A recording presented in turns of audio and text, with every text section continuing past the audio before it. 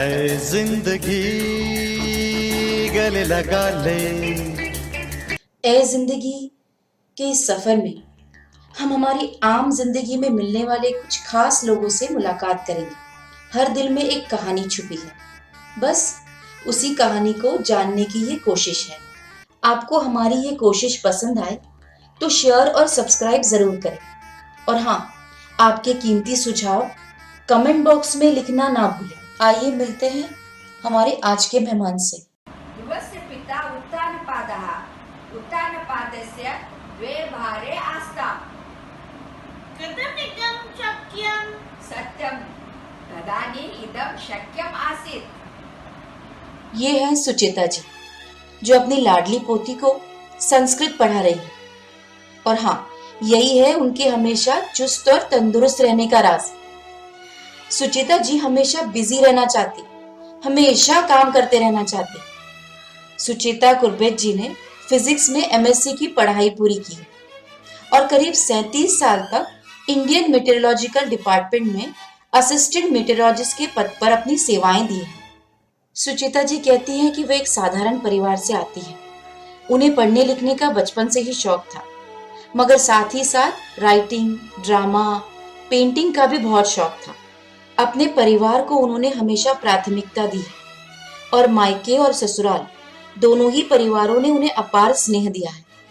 अपनी बेटी तृप्ति और बेटे संतोष की पढ़ाई और फिर शादी की जिम्मेदारी पूरी करने के बाद 2005 में उन्होंने वॉलंटियर रिटायरमेंट ले ली और उनका लक्ष्य सामने था। अब समय पूरा परिवार को देना है और समाज की सेवा में देना है। आइए मिलते हैं श्रीमती सुचेता कुरबेत जी से। नमस्ते सुचेता जी। नमस्ते कंवल जी। आप मुझे कंवल ही बोलिए, ये जी बहुत ज्यादा हो जाता है। मैं बहुत दिनों से कोशिश कर रही थी कि आप मेरे इस प्रोग्राम में आए और आपसे मैं बातें करूं, पर हमेशा कोई ना कोई प्रॉब्लम आ जाती थी। तो देर आए दुरुस्त आए। थैंक यू सो मच मुझे टाइम देने के लिए। आप इतने सारे कामों में व्यस्त रहती हैं, फिर भी आपने मुझे थोड़ा टाइम दिया अपने बारे में बताने के लिए, तो मैं पहले ही आपको थैंक यू बोल देती हूँ। सुचिता जी, बहुत सारे लोग आपके बारे में जानना चाहते हैं, तो कहाँ से शुरू करें? शुरू से शुरू करें? अपने बचपन के बारे में प्लीज कुछ बताइए। कैसा गया बचपन? कौन आपके इंस्पिरेशन थे? स्कूल में आप कैसे थे? बहुत पढ़ते थे या मस्ती करते थे, खेल कूद में थे? प्लीज थोड़ा उसके बारे में बताइए। मैं स्कूल में ऐसा तो शांत थी, इतना मस्ती तो नहीं करती थी। मेरा बचपन बहुत अच्छा गया पहले, लेकिन बाद में थोड़ा हो गया। मेरे डैडी एक्सपायर हो गए, मैं 10 इयर्स की थी। बाद में हम लोग अंकल के पास आ गए, लेकिन अच्छा था अंकल के घर। हम लोग अच्छे तरह बीते सब। और मैं स्कूल में तो फर्स्ट सेकंड आ गई, अच्छी थी मैं। फर्स्ट सेकंड ऐसा आता था रैंक मेरा। अच्छा, तो पढ़ाई में चला आप था बहुत अच्छा। अच्छा, तो पढ़ाई में आप बहुत अच्छे थे। और घर में इतनी बड़ी एक दुर्घटना हो गई, इतना बड़ा एक आपके सामने एक पहाड़ मैं कहूंगी कि टूट पड़ा, फिर भी आपने पढ़ने की जो इच्छा होती है वो कम नहीं हुई आपकी, और आपने फिर भी पढ़ाई कंटिन्यू की। आपके अंकल के पास आ गए आप बता रहे हैं, और वहां भी आपने पढ़ाई अपनी जो है वो जारी रखी। तो इसमें आपकी मम्मी का और उनकी हिम्मत का भी बहुत योगदान होगा। उन्होंने भी बहुत हिम्मत दिखाई होगी सभी बच्चों को पढ़ाने में। कितने भाई बहन थे आप लोग? हम लोग चार थे। मेरे बड़ी बहन का शादी हो गया था। एक भाई मेरे से बच्चा 4 इयर्स बड़ा था, और छोटी बहन 3 इयर्स से छोटी। मेरा लेकिन सब लोग, बड़ा भाई तो बहुत इंटेलिजेंट था, वो स्कॉलर था। वो मीन्स स्कॉलरशिप मिला था, और सब इसमें रैंक रैंक होल्डर है, पीएम में सब। इसके लिए घर में वही ये था ना, पढ़ने का ही। और मेरा अंकल हाँ। भी, मेरा मम्मी बहुत इंटेलिजेंट थी मेरा। हम्म। वो मैथ सब अच्छा सिखाती थी। इसके लिए इतना हमको ऐसा कुछ दिक्कत नहीं हो गया। ओनली डैडी ने के फाइनेंशियली थोड़ा प्रॉब्लम था हमको। नहीं, मम्मी सब संभाल के लेती थी। नहीं, आपकी बात भी बिल्कुल सही है कि घर में जो माँ का स्थान होता है वो बहुत बड़ा होता है।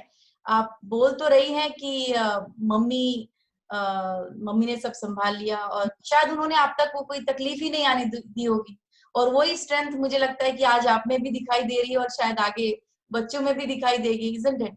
तो एक माँ का स्थान किसी भी परिवार में जितना महत्वपूर्ण होता है कि अपने आप उन्होंने सारी तकलीफें बर्दाश्त कर ली, पर बच्चों को उसे फील नहीं होने दिया और उनकी पढ़ाई जारी रखी। तो कहाँ तक आपने एजुकेशन कंप्लीट की उसके बाद?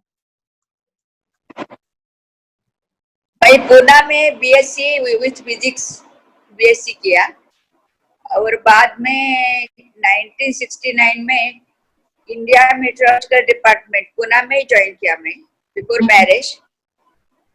और बाद में ऑफिस में मैं 1985 में एमएससी किया बाय रिसर्च। वाह, मतलब physics and mathematics as a back, subject. हाँ, हाँ, तो केमिस्ट्री। हाँ, वो वही मैं ये सोच रही हूँ कि मैथमेटिक्स एज अ सब्जेक्ट, और मोस्टली लोग कहते हैं, मैं नहीं मानती, पर ऐसा लोग कहते हैं कि लड़कियां अक्सर मैथमेटिक्स ये सब्जेक्ट्स जल्दी नहीं लेती है। पर आपने उस जमाने में भी मैथमेटिक्स लिया and you still love maths. तो I would like to know बहुत सारी लड़कियां आपसे जानना चाहेंगी कि mathematics how was it? I mean like ऐसा आपको किसी ने कहा नहीं, अरे तुम तो लड़की हो, होम साइंस ले लो, कुछ बीए वगैरह कर लो, टीचिंग कोर्स कर लो, ऐसे ऐसे ऐसे कोई सुझाव आए नहीं? नहीं नहीं, हम लोगों को घर में सबका मैथ्स मैथ्स ही ज्यादा अच्छा था। मेरा अच्छा छोटी अच्छा। बहन भी, उसने भी मैथ्स लेके किया। इसके लिए वही घर में वही माहौल था ना, इसके लिए हम लोग को इतना दिक्कत नहीं आया। मीन्स ऐसा मैथ्स में परिवार में सभी को मैथमेटिक्स पसंद है। तो आज जो लड़कियां आपको देख रही हैं और जो आपको सुन रही है सुचिता जी, उनको आप क्या मैसेज दोगी कि डरो नहीं, मैथमेटिक्स ले लो, ये सब्जेक्ट भी आप उतना ही अच्छे से कर सकते हो, उसमें भी आप बीएससी एमएससी कर सकते हो, और how to make maths easy, बस एक छोटे से दो अगर आप टिप दे सको, specially for girls who are scared of maths. लड़के भी डरते हैं, पर क्योंकि आप मैथ्स बहुत पसंद करती है इसलिए पूछ रही हूँ। मैथ्स ऐसा डिफिकल्ट नहीं है। हम्म। मीन्स अच्छा तरह समझ के लो, और कभी नहीं समझते हो टीचर को, नहीं तो कोई किसी को भी, मैं तो मेरा फ्रेंड्स लोगों को भी कभी नहीं आए तो मैं उनको पीछे पढ़ के मीन्स उनको बोलती थी थोड़ा सिखाओ सिखाओ करके। ऐसे एक एक बार होता है, एक बार बेसिक क्लियर हो गया तो मैथ्स बहुत ही अच्छा है, बहुत इजी है। और अब कितना एक एक बार कुछ भी मन जैसा करने के लिए मन नहीं लगता, लेकिन मैथ्स वो टाइम मैथ्स जरूर करने का। मुझे तो ऐसा होता था, बहुत बोर हो गए तो मैं मैथ्स करती थी। अच्छा, तो इसका मतलब मैथ्स में से आप डरो नहीं, मैथ्स में अपना बेसिक्स आप स्ट्रॉन्ग रखिए, आप अपने हाँ, टीचर्स की हेल्प जरूर लीजिए, और मैथ्स को फ्रेंड समझना है, दोस्त समझना हाँ, है, तो उसको आपको वो उससे डर नहीं लगेगा। तो मैं एक समरी बराबर ले हाँ, रही हूँ आपके बोलने से? हाँ, बराबर, बिल्कुल बराबर है। अच्छा सुचिता जी, उसके बाद आपकी पढ़ाई हो गई तो फिर शादी, मतलब how was it, like arrange marriage हो गया, शादी के बाद आपकी पढ़ाई कंटिन्यू हुई, कैसा रहा उसके बाद का सफर, कैसा रहा? 69 में मेरा पढ़ाई हो गया, मैं ऑफिस ज्वाइन, 68 में बीएससी किया। मैं 69 में, एक्चुअल में 68 में ही एक कॉलेज में थी पहले, बाद में 69 में ऑफिस ज्वाइन किया। बाद में 70 में शादी हो गया हमारा। मेरा हस्बैंड तो मेरा रिलेटिव ही है, ऐसा मेरा चाची का मीन्स नियरली वो है। और एक्चुअली हमारा ऐसा लव मैरिज था क्या, वो मुझे भी मालूम नहीं। हम लोगों को पूछे नहीं है वो मुझे, लेकिन ऐसा लगता था अभी भी। और बाद में शादी हो गया। तो कोई किस्सा हमारे साथ शेयर कर दीजिए, हमको भी सुनने में अच्छा लगे। जो आप बोल रहे हो कि लव मैरिज नहीं था, लेकिन आप जो मुस्कुरा रहे हो तो उससे मुझे लग रहा है कि वो लव मैरिज ही था। तो थोड़ा सा हमारे सुनने वालों को भी कोई अच्छा सा किस्सा अगर याद आ रहा हो तो प्लीज सुनाइए। वो एक्चुअली मेरे चाची का भाई का लड़का था। और चाची तो मुझे बहुत ऐसा वर्ड ये करने के लिए, वही चाची थोड़ा एक करते इधर ये लड़का अच्छा है, वो लड़का अच्छा है, ऐसा सब बोलती थी। बाद में मैं एक दिन चाची को फिक्स होने की, दूसरे इसके साथ फिक्स होने को आ गया, वो हमेशा मैं चाची को बोला आप मुझे वो थोड़ा देखो, मैं उसके साथ I want to marry him करके। वाओ। वो टाइम बोली नहीं नहीं नहीं, वो मालूम नहीं वो करेगा क्या नहीं ऐसा। और उन्होंने भी हाँ बोला, ओके शादी हो गया। या him. Lucky him, I would say. तो I would say कि मैं तो ये बोलूंगी सुचिता जी, आप तो बड़ी बोल्ड थी अपने टाइम के लिए भी, काफी बोल्ड कि आप जाकर उस लड़के से पूछिए कि वो शादी करेगा कि नहीं। ये तो आपने ही प्रपोज कर दिया। Very dairying, isn't it? तो शादी ऐसे ही अपना हाँ, आपकी एजुकेशन आपने कंटिन्यू की, आप जॉब कर रहे थे, कितना सपोर्ट था फैमिली का? तो बहुत हेल्पफुल है। पहले उन्होंने बोले थे आफ्टर शादी के बाद रिजाइन कर दो करके, मैं पहले हाँ बोली थी, लेकिन मेरा बॉन्ड था, 2 इयर्स बॉन्ड था, इसके लिए मैं कंटिन्यू किया। बाद में मुझे लगा नहीं नहीं जो ये कंटिन्यू क्योंकि मुझे वो जॉब भी बहुत मैं एंजॉय करती थी और घर का भी हो जाता था, इसके लिए मैं then he also did not miss, he did not force me to leave the job। और कुछ एज करके मेरा मम्मी मेरे पास आ गई, और मम्मी होने के बाद ऐसा कुछ ये नहीं, अच्छा चला। और मेरा फादर इन लॉ, मेरा सिस्टर इन बहुत देखते थे, वो मम्मी कभी किधर गई तो वो लोग मेरा बच्चों को देखते थे, मेरा बड़ी सिस्टर देखती थी, छोटी सिस्टर, इसके लिए मुझे ऐसा कुछ दिक्कत भी नहीं आ गया मेरे लाइफ में। मीन्स बच्चों को भी अच्छा तरह से संभाल हो गया और मैं भी जॉब किया।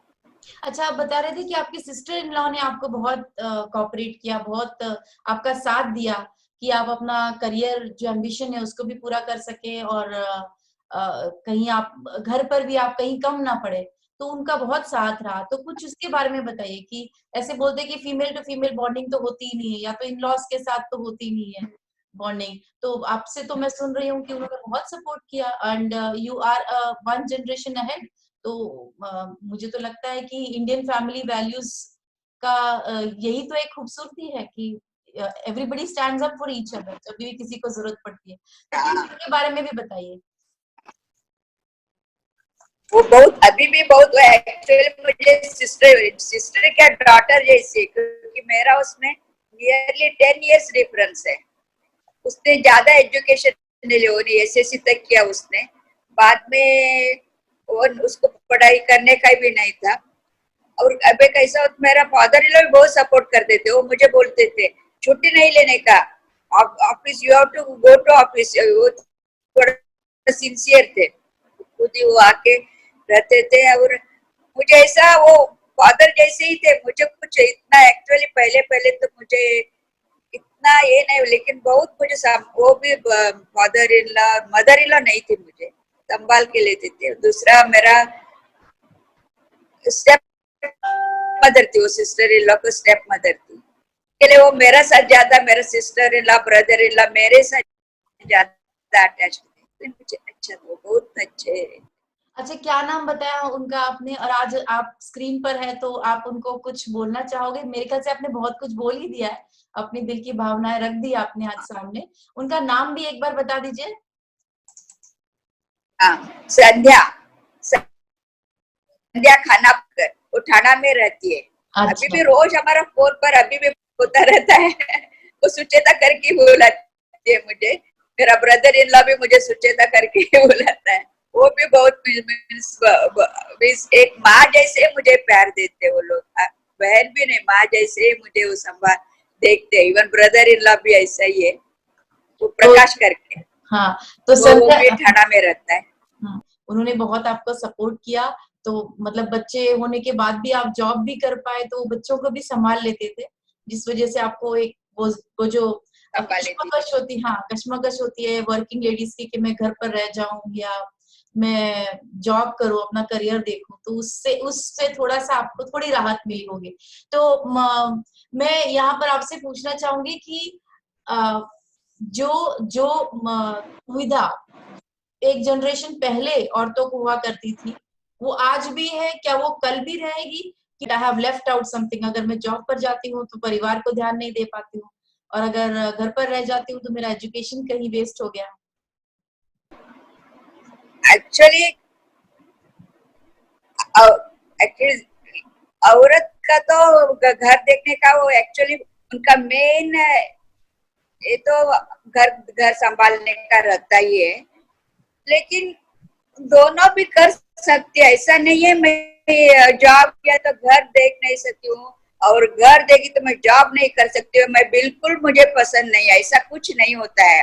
हम घर का काम करके, और घर में एक ही है, कोई रहना चाहिए, कोई नहीं होता। हम लोग इतना भी बेबी सिटिंग एज तो इतना बहुत अच्छे अच्छे आए हैं, लेकिन मुझे ऐसा प्रॉब्लम नहीं था क्योंकि मेरा बड़ी सिस्टर भी उतना ही मुझे हेल्प करती थी, छोटी सिस्टर भी हेल्प करती थी। लेकिन आजकल का मैं बोलती हूँ ऐसा कुछ नहीं है, इतना बेबी सिटिंग बहुत अच्छे है, और आप भी घर में सर्वेंट और ऐसा कुछ करके वो भी ऐसा घर में भी कर सकते हैं, जॉब भी कर सकती है और घर बच्चों को भी अच्छा तरह से संभाल ले सकती है।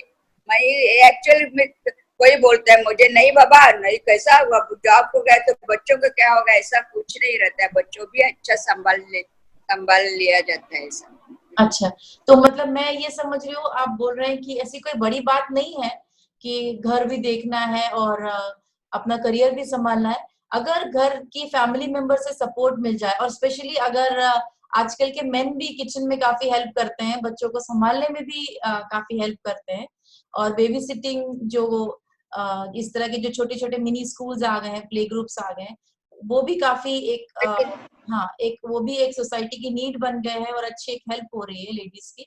तो मेरे ख्याल से अब इस जनरेशन को शायद उतनी प्रॉब्लम कम है, और उम्मीद करते हैं कि आने वाली जनरेशन को ये जो कश्मकश है, ये जो दुविधा है, वो शायद और भी कम हो जाए। तो ऐसा सिर्फ होप कर सकते हैं।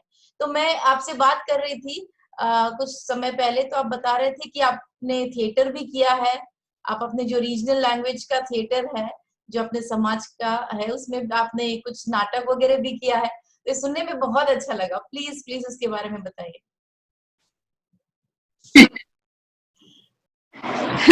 एक्चुअली मैं बिफोर मैरिज पे एक ड्रामा किया था, और बाद में मेरा हस्बैंड के साथ हम लोग आफ्टर मैरिज भी हम लोग 4-5 ड्रामा तो किया है, और लास्ट ईयर हम दोनों फिर ड्रामा किए हमारे कन्नड़ संघ में।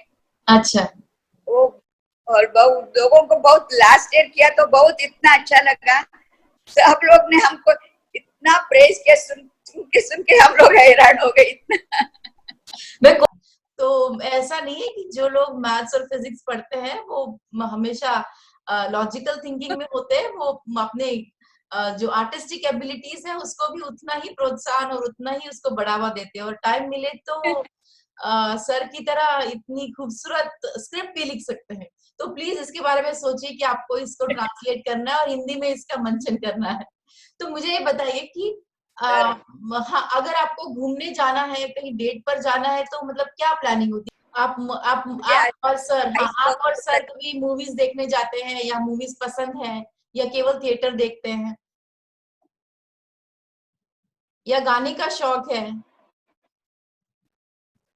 हमको गाने का शौक नहीं है, कभी हम ड्रामा देखने के लिए शौक है, दोनों ड्रामा देखने के लिए जाते हैं।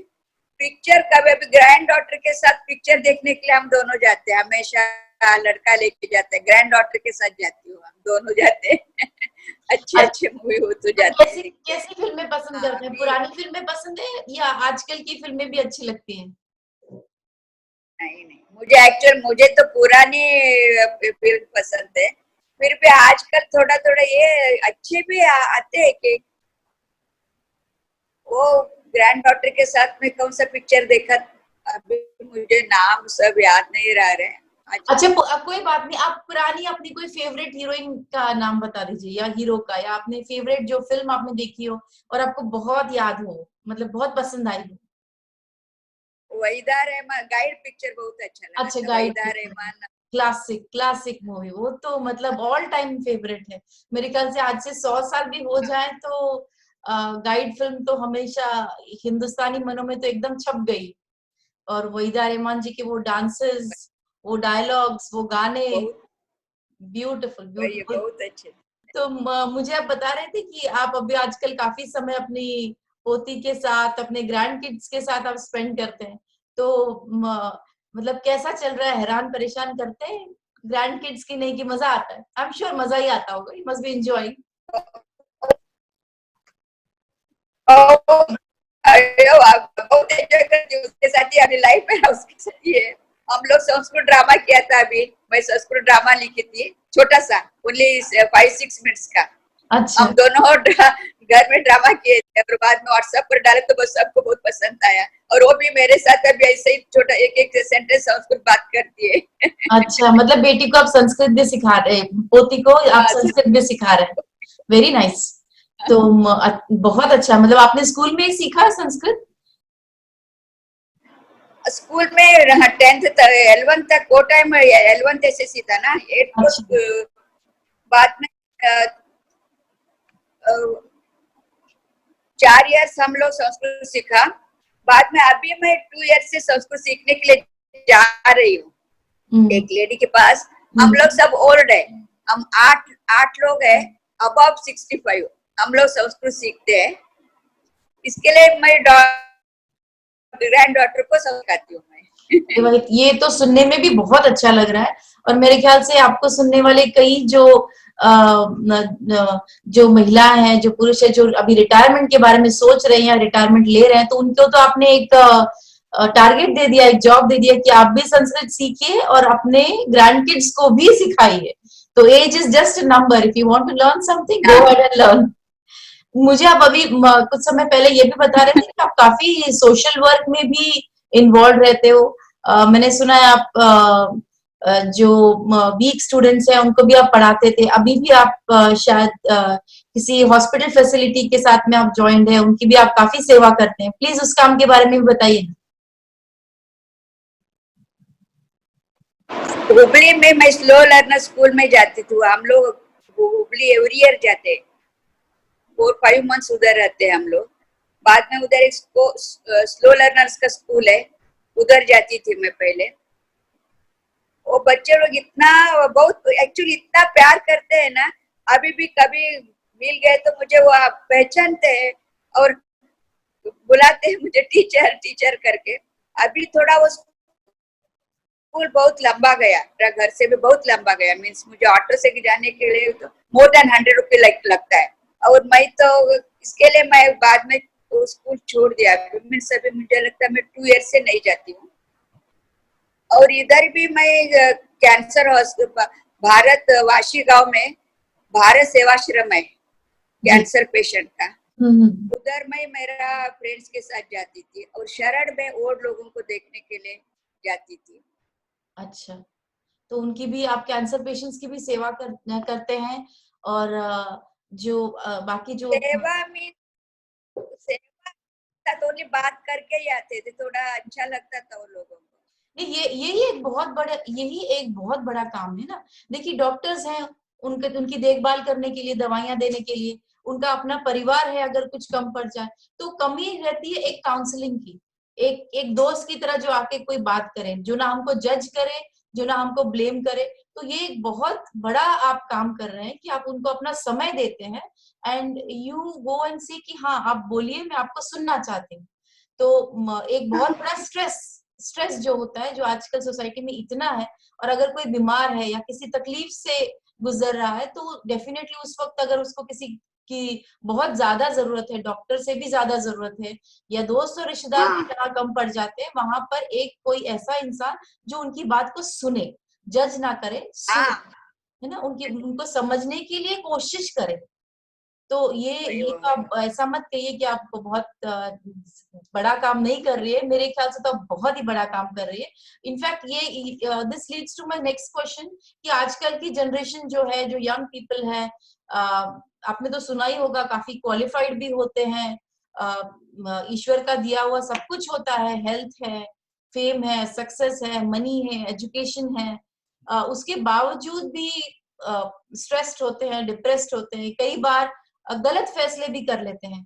तो ऐसी यंग जनरेशन के लिए जो फास्ट पेस्ड है, टेक सैवी है, बट इमोशनली ड्रेन्ड है, तो उनके लिए आपका क्या संदेश होगा? मतलब कैसे वो अपनी लाइफ को बैलेंस करें या उसको फेस करें? देखो, ऐसा तो सबका लाइफ ऐसा कुछ कुछ ना आता ही रहता है। ऐसा नहीं वो बाप रे ये डिफिकल्टीज आ गया, मैं फेस नहीं कर सकता हूँ, मुझे नहीं। अभी जॉब आते समय भी ऑफिस में भी थोड़ा हो जाता है, बॉस कुछ बोलता है और जाने के टाइम थोड़ा देर होता है, घर में भी थोड़ा ये होता है, लेकिन ऐसा हो तो भी मीन्स वो सब वो टाइम ये करके नेक्स्ट नेक्स्ट डे भी ऐसा ही रहता है। ऐसा नहीं है, हम लोग सब फेस करने का ही है।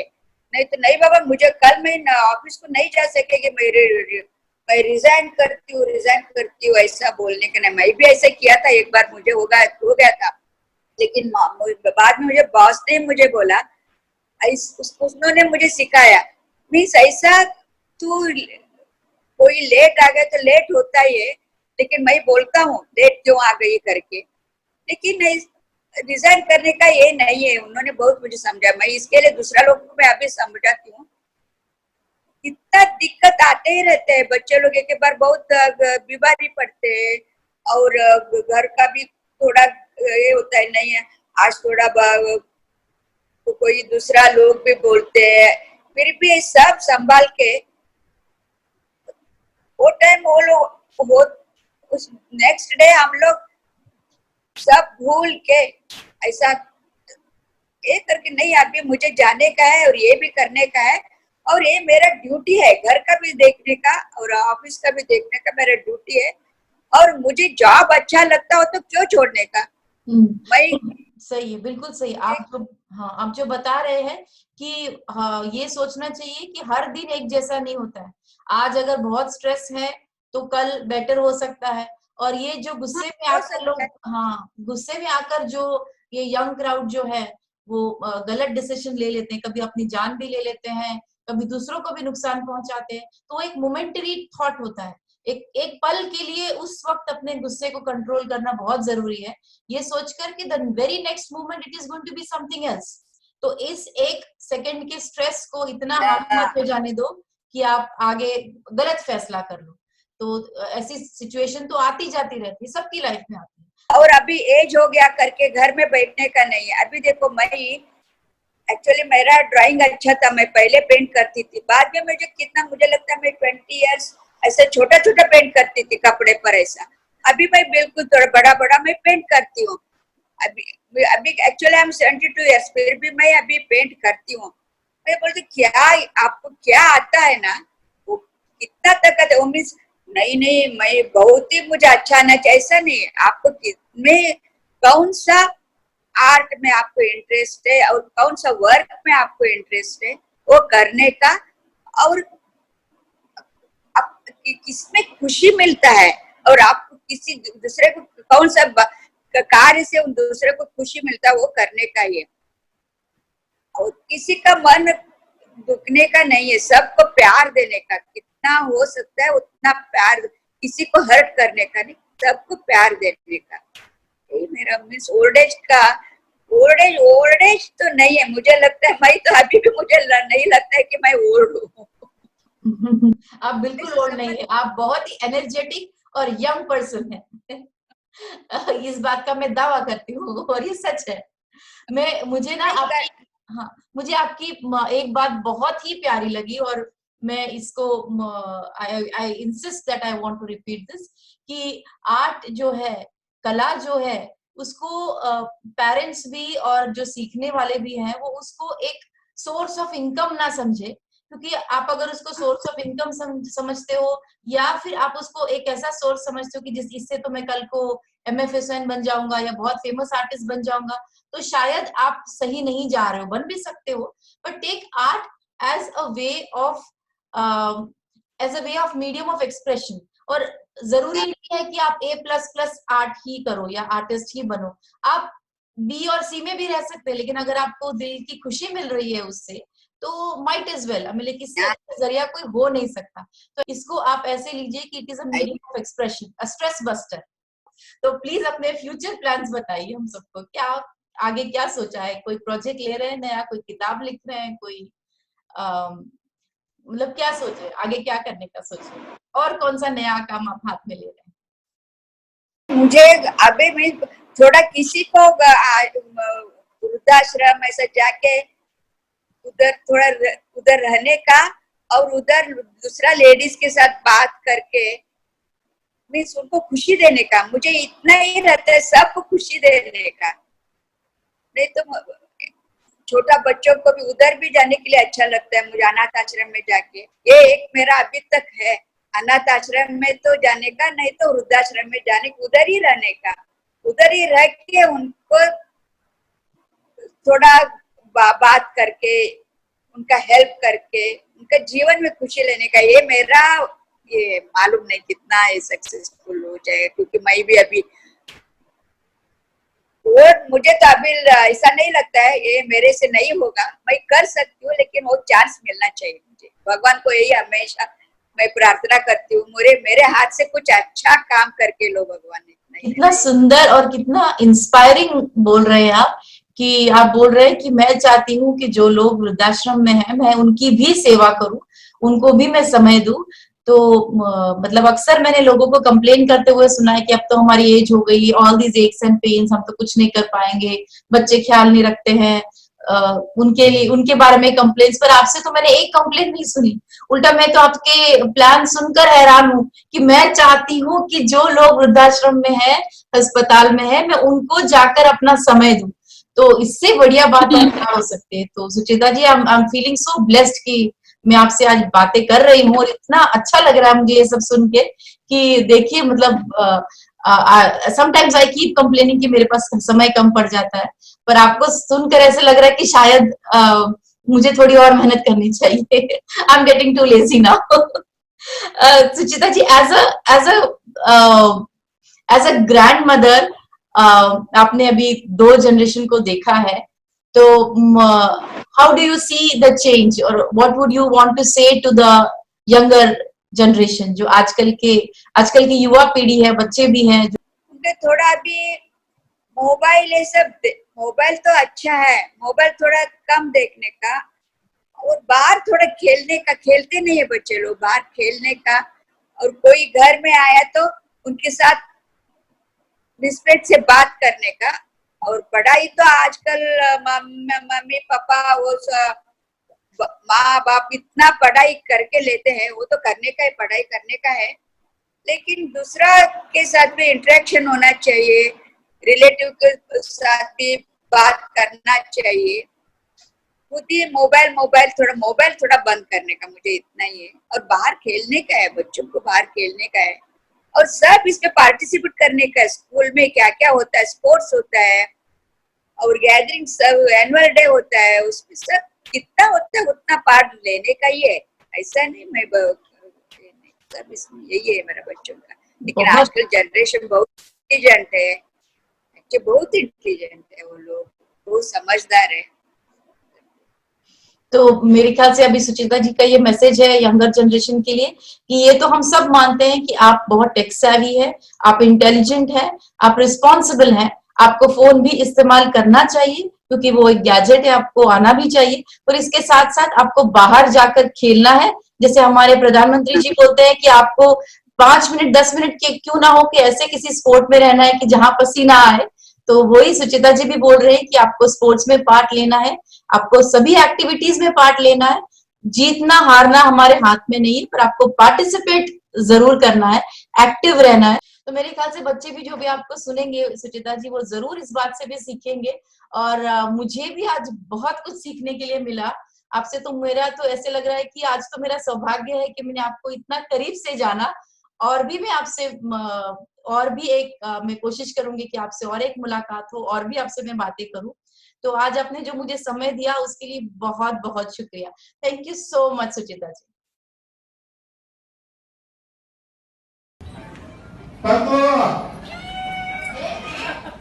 ಇವತ್ತೇ ಸೂರ್ಯ ಫಸ್ಟ್ ಕೂಡ ಏನ ಅವ್ರು ಪ್ರೀತಿಯ ಪತ್ತು ಅಂತ ಹೇಳ್ತೀವಿ ಇದ್ರ ಬ್ಯಾಗ್ ಪತಿ ಬಾಯಿ ಇಲ್ಲ ಅಂತ ಅಲ್ಲಿ ಯಾಕೆ ಸಾಮಾನು ತಗೊಂಡು ಬಂದಿರಲ್ಲ ಎಷ್ಟು ಗಂಟ ಕಾಣಿಸ್ತೀರಿ ನೀರು ಕುಡೀರಿ ಏನ್ ಬ್ಯಾಗ್ ಬಾಯಿಗೆ ನೀರು ಕುಡೀರಿ ನಾ ಇದು ತಗೊಂಡು ಬರ್ತೀನಿ ಚಹಾ ಮಾಡ್ಕೊಂಡು ಹಾಗೆ ಬೇಡ ಕುಡಿ ಕುಡಿದ್ರೆ ಕೂಡು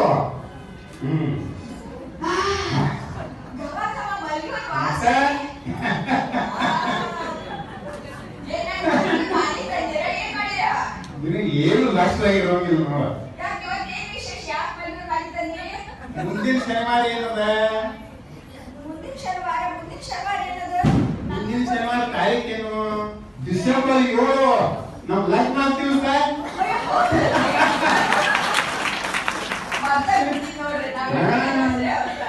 ನಮ್ ಲಗ್ನ ಎಷ್ಟು ವರ್ಷ ಅದು 50 ವರ್ಷ ಅದು ನಮ್ಮ ಮಗ ಮಗಳು ಮೊಮ್ಮಕ್ಕಳು ಎಲ್ಲರೂ ಬರುತ್ತಾರೆ ಹೌದು